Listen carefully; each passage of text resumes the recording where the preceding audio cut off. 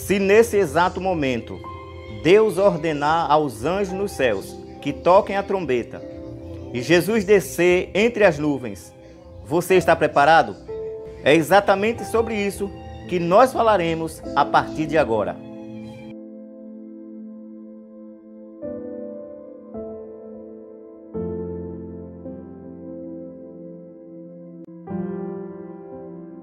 Olá, meu irmão, minha irmã, que a graça e a paz do Senhor Jesus seja contigo e com toda a sua família. Eu sou o presbítero Adailton e eu quero convidar você agora para abrir comigo a palavra de Deus no Evangelho de São Mateus, capítulo 24, versículo de número 29 a 31. Logo em seguida a tribulação daqueles dias, o sol escurecerá, a lua não dará a sua claridade, as estrelas cairão do firmamento e os poderes do céu serão abalados. Então aparecerá no céu o sinal do Filho do Homem. Todos os povos da terra se lamentarão e verão o Filho do Homem vindo sobre as nuvens do céu, com poder e muita glória.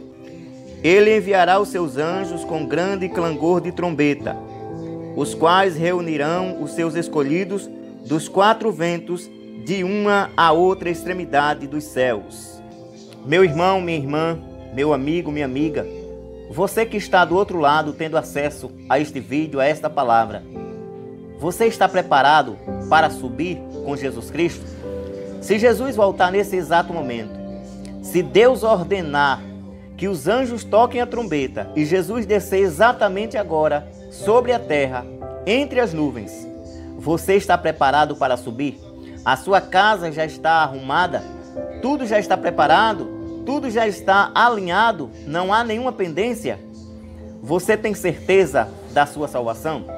Você tem certeza que você subirá com Cristo se Ele voltar hoje? Se Ele voltar agora, nesse momento?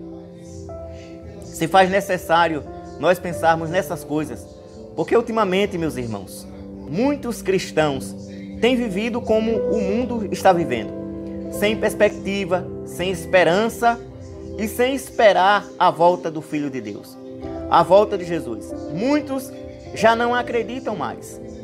Mas eu quero dizer para você que é servo do Senhor, que é serva do Deus vivo, você que nutre dentro de você a esperança de um dia adentrar as moradas do grande Rei, de Jesus Cristo, do Deus eterno, se faz necessário estar preparado, vivendo a cada dia como se fosse o último dia, reparando a nossa vida, corrigindo os nossos erros, procurando a cada dia melhorar, acertar e estar mais perto de Deus.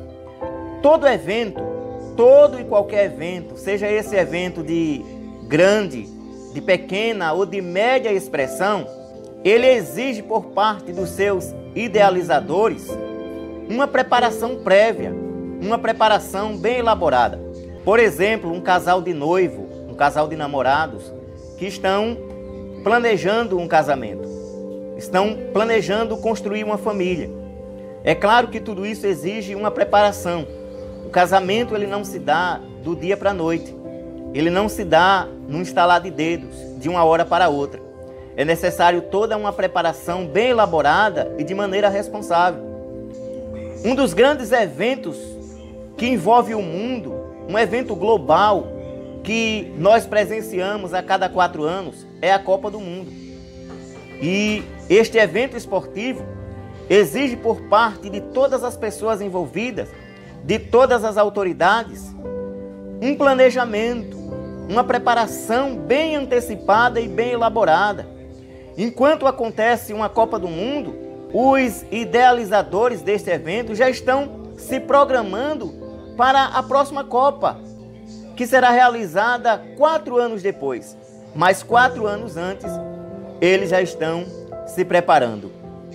Meu irmão, minha irmã, infelizmente a Terra não está preparada para receber o maior evento que ainda vai acontecer nesse planeta, que ainda vai acontecer nessa terra.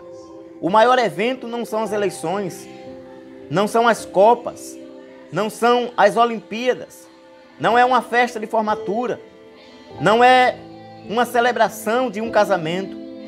O maior evento que essa terra ainda vai presenciar está por vir. É a volta de Jesus, o arrebatamento da igreja, o dia do juízo final. Esse será o maior evento que a terra não viu e depois desse nunca mais verá. Mas você está preparado para esse dia? Você já está pronto para esse dia? Se esse dia acontecesse hoje, você teria certeza que subiria junto com Cristo? Meus irmãos, infelizmente muitos estão vivendo como esse dia nunca fosse chegar. Como se esse dia não fosse uma realidade. Como se fosse uma mentira, um mito, uma fábula. Mas eu quero dizer para você que muitas pessoas não acreditam, muitas pessoas não estão preparadas, muitas pessoas não estão esperando. Mas independentemente da crença de alguém, da muita ou da pouca ou de nenhuma importância que alguém dá para esta palavra, que alguém dá para esta realidade, nada disso vai mudar. Jesus virá. A palavra de Deus, ela se cumpre à risca. A promessa do Senhor vai se cumprir, como tantas outras já se cumpriram. Mas a minha pergunta que eu faço mais uma vez é: você está preparado? Você está preparada? Igreja do Senhor, você está preparada para o retorno de Jesus? Meus irmãos, nós estamos vivendo nesses dias difíceis, dias de dores, dias de perdas, de lamento, dias de lamentações, vidas, milhões de vidas que já se foram, famílias que perderam seus entes queridos. E eu pergunto para você, o mundo estava preparado para receber a pandemia? A igreja estava preparada? A igreja estava esperando esse acontecimento? Certamente não. Da mesma forma que o mundo e a igreja não estavam preparados para receber o que está acontecendo, para enfrentar esse mal terrível, esse inimigo invisível, muitos dentro da igreja não estão preparados para a volta de Jesus, para o retorno de Cristo. O texto que nós acabamos de ler fala de alguns acontecimentos, de alguns prenúncios, de alguns sinais que antecedem a volta de Jesus. A Bíblia diz no capítulo 24 de São Mateus, no versículo de número 29, que logo em seguida a tribulação daqueles dias o sol escurecerá e a lua não dará a sua claridade. Eu pergunto para você, em algum momento da vida o sol foi frio? O sol perdeu a sua temperatura? O sol deixou de brilhar? O sol sempre foi intenso e ele sempre brilhou intensamente com o mesmo grau, com a mesma temperatura, com a mesma intensidade desde o dia em que Deus o criou e o colocou no firmamento. Nós sabemos que a terra gira, que a terra tem os seus movimentos. E ora nós estamos distante do sol, em outros momentos nós estamos mais próximo do sol. Por isso essa sensação de um brilho mais intenso ou de um calor mais intenso. Mas a verdade é que o sol sempre brilhou e o sol sempre teve a sua temperatura. Ele nunca variou no seu serviço e nunca variou na sua característica. Mesmo à noite, mesmo quando é noite para nós, o sol está brilhando intensamente do outro lado do mundo. Mas a Bíblia diz nesse texto, meus amados irmãos, que na volta de Jesus, um dos sinais que antecedem esse grande dia é que o sol perderá o seu brilho. O sol não brilhará e a lua também perderá a sua claridade. Mas diz ainda no versículo seguinte, no versículo 30, então aparecerá no céu o sinal do Filho do Homem. Todos os povos da terra se lamentarão e verão o Filho do Homem vindo sobre as nuvens do céu com poder e muita glória. Mas no finalzinho do versículo 29, diz ainda que as estrelas cairão do firmamento e os poderes do céu serão abalados. Meu irmão, minha irmã, procure entender. Vê se consegue visualizar esse cenário agora na sua mente. Se as estrelas começassem a cair o sol perdesse agora a sua claridade e o seu brilho, a terra começasse a tremer, os poderes dos céus fossem abalados, relâmpagos começassem a surgir, qual seria a sua reação? Porque o apóstolo Pedro, também na sua segunda carta, no capítulo 3, a partir do versículo 10 a 12, ele também vai trazer a narrativa do dia do Filho de Deus. Pedro também narra como será a volta do Filho do Homem, a volta do Senhor Jesus Cristo, do nosso Senhor e Salvador, da nossa vida e da nossa alma. Pedro diz que esse dia será como um ladrão, que não avisa, que vem de repente. O Senhor virá de repente, quando menos se espera, quando as nações não estão preparadas, não estão aguardando, Jesus virá.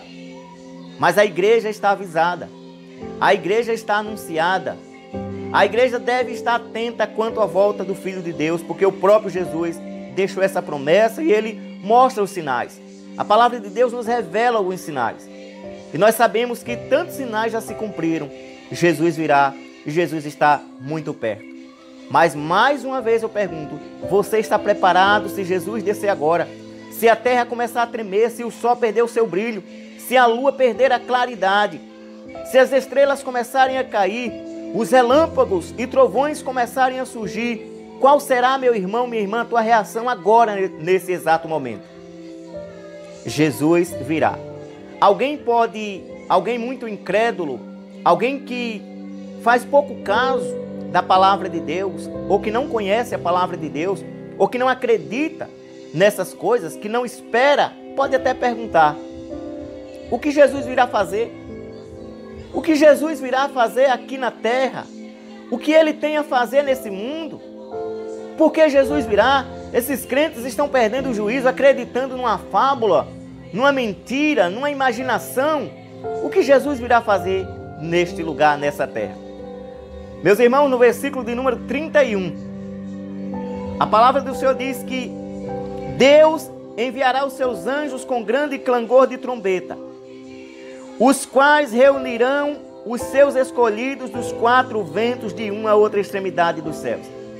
O que Jesus vem fazer nesse lugar, meus amados irmãos, não é mais para pregar o evangelho, não é mais para curar os enfermos, não é mais para anunciar a boa nova, não é mais para ressuscitar os mortos, não é mais para realizar milagres. Não, Jesus dessa vez virá aqui buscar a sua igreja. Ele vem buscar dos quatro cantos do mundo, da terra, aqueles que são os seus escolhidos. Você está preparado, minha irmã? Você está preparado, meu irmão? Os escolhidos do Senhor estão se preparando, estão aguardando e devem estar prontos para esse grande dia, que pode ser hoje, pode ser amanhã, pode ser daqui a 100 anos, pode ser daqui a 1000 anos, nós não sabemos. O dia nós não sabemos, mas nós, justamente porque não sabemos, devemos viver todos os dias como se esse dia fosse hoje, como se o amanhã não fosse chegar para nós, porque ele virá e nós não sabemos quando será o dia, mas nós entendemos pelos sinais que esse dia está muito próximo, meu irmão, minha irmã, meu amigo, minha amiga. Mas eu quero deixar nessa oportunidade algumas formas de estarmos preparados. Como se dará essa preparação para o dia do Senhor? E em primeiro lugar eu quero dizer para você que para estarmos prontos, para estarmos alinhados, arrumados, com a nossa vida em ordem, sem pendências, segundo a palavra de Deus, nós precisamos manter as nossas vestes limpas.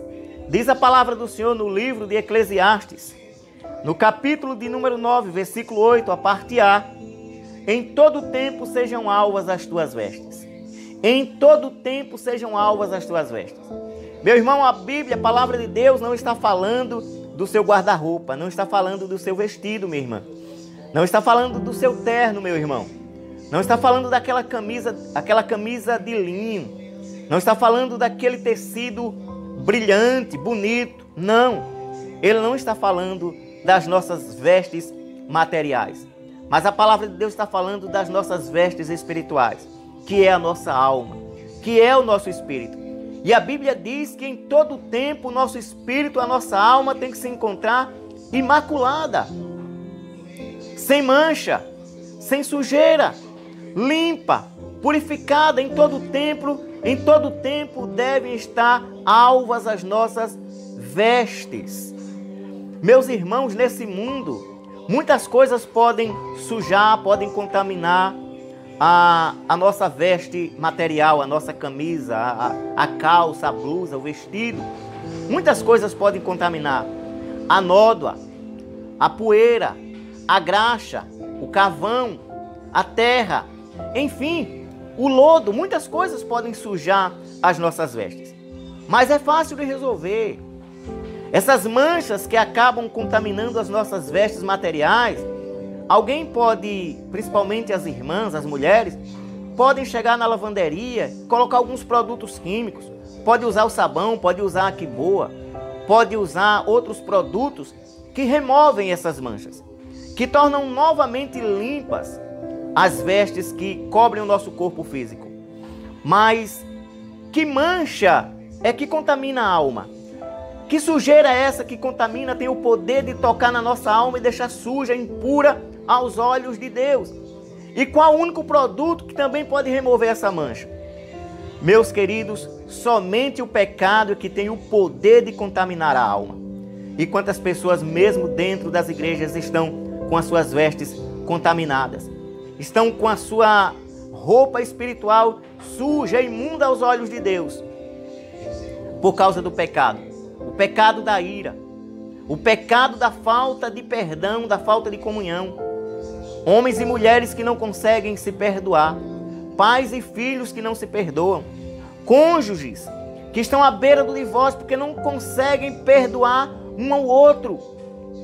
Falta de comunhão dentro da igreja, falta de compreensão. A palavra de Deus diz que nós devemos levar as cargas uns dos outros. Meus amados, esse é apenas um exemplo. Mas quantas pessoas estão dentro das igrejas promovendo contenda, promovendo divisão? Quantas pessoas estão dentro da igreja e não conseguem ter um controle, um domínio sobre a sua própria língua? E falam palavras que ferem, que matam, que destroem, que causam tristeza, que causam divisões. Palavras que afastam as pessoas. Palavras que matam a fé. Palavras que fazem alguém cair, que muitas das vezes levam pessoas à depressão por causa da palavra. E tudo isso é pecado. E tudo isso contamina a alma de quem assim procede.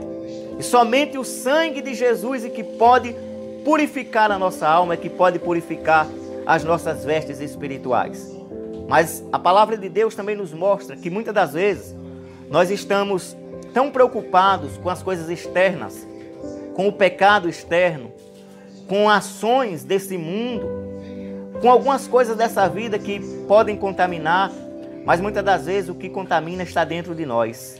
Muitas das vezes, meus amados irmãos, aquilo que contamina está na nossa própria alma, está no nosso próprio pensamento, está no coração. A palavra de Deus nos diz, no Evangelho de São Mateus, no capítulo de número 15, versículo 18, mas o que sai da boca vem do coração, e é isso que contamina o homem. Então, meus amados irmãos, é preciso tomarmos cuidado com a palavra, com o que falamos, com aquilo que sai dos nossos lábios, porque as palavras contaminam a alma. Os olhos também, o nosso olhar, contaminam a alma. Mateus capítulo 5, versículo de número 32. Eu, porém, vos digo que qualquer que olhar para uma mulher com intenção impura, já adulterou com ela. Jesus deu um exemplo aqui de adultério, mas não é somente o adultério. Então, meus amados irmãos, é necessário que também tomemos cuidado com o nosso olhar, a maneira como nós olhamos para o nosso semelhante. Quantas pessoas olham com aquele olhar de desprezo, com aquele olhar de juízo, julgando as pessoas. E tudo isso é pecado e contamina a nossa alma, deixa as nossas vestes espirituais manchadas aos olhos de Deus. O apóstolo Paulo também fala do pensamento. Lá em Efésios, capítulo de número 2, versículo 3, a palavra do Senhor diz: entre os quais todos nós andávamos outrora, fazendo a vontade da carne e dos pensamentos. e éramos por natureza filhos da ira, como também os demais. Então os pensamentos que muitas das vezes acumulamos na nossa mente, ou que nós alimentamos, muitas das vezes são pensamentos de mal. Muitas das vezes são pensamentos condenatórios, pensamentos que acabam manchando a nossa alma. É preciso tomar cuidado, porque tem gente que vive o tempo todo pensando mal de alguém, pensando mal das pessoas, pensa mal dos filhos, da esposa, do esposo, do pastor, da igreja. E quando nós pensamos mal, nós estamos cometendo pecado e manchando a nossa alma. E a palavra do Senhor nos diz na primeira carta do apóstolo João, no capítulo 1, versículo 7, se porém andarmos na luz como Ele está na luz, mantemos comunhão uns com os outros. E o sangue de Jesus, seu Filho, nos purifica de todo o pecado. Então, uma das razões por que as pessoas não têm comunhão umas com as outras, nós podemos aprender nesse texto que é porque não estão na luz. Não estão na luz, e se não estão na luz, não pode ter comunhão. Uma coisa está casada com a outra. Quem tem comunhão com os irmãos e com Deus, necessariamente está na luz. E quem está na luz, necessariamente, tem comunhão umas com as outras. Mas as pessoas muitas das vezes são levadas a romper essa comunhão, justamente por palavras, por ouvirem e por alimentarem na sua mente pensamentos impuros, pensamentos condenatórios, pensamentos que não vêm de Deus. Então, meu irmão, minha irmã, receba essa palavra para você no nome de Jesus e guarda no teu coração, porque Jesus está voltando. Jesus virá, somente poderá entrar na glória eterna, subir com o Senhor quando a trombeta tocar, aqueles que estão com as suas vestes espirituais limpas e purificadas pelo sangue de Jesus. Deus abençoe. Eu quero orar por você em nome de Jesus. Meu Deus e meu Pai, abençoa no nome de Jesus essa pessoa que está do outro lado, abençoa a sua família, abençoa a sua casa, o seu lar, a sua saúde, e que o Senhor, meu Deus, esteja revestindo ela de graça e poder, e que ela possa, meu Deus, assim como toda a tua igreja, estar se preparando dia após dia, reparando os seus erros, corrigindo as suas faltas e se achegando mais ao Senhor e vivendo, meu Deus, conforme a tua vontade. Essa, meu Deus, é a minha oração. Eu te peço a tua bênção sobre todos eles e todas elas, em nome de Jesus. Amém. Deus abençoe e até a próxima oportunidade com mais uma palavra de Deus para o seu coração. Quero pedir a você que ainda não é inscrito no nosso canal, faça a sua inscrição, nos ajude para que esse canal possa crescer e possamos alcançar o maior número de pessoas possível para a glória de Deus, através da palavra, através do evangelho que nós pregamos, o evangelho de Cristo. Clica aqui nesse botãozinho vermelho aqui abaixo e você já estará automaticamente inscrito no nosso canal. Não esqueça também de deixar o seu joinha aí, o famoso like, e também marque o sininho de notificações. Dessa forma, toda vez que eu postar aqui um novo conteúdo, você será informado pelo YouTube no nome de Jesus, tá bom? Deus abençoe e até breve, em nome de Cristo Jesus, nosso Senhor. Amém e glórias a Deus.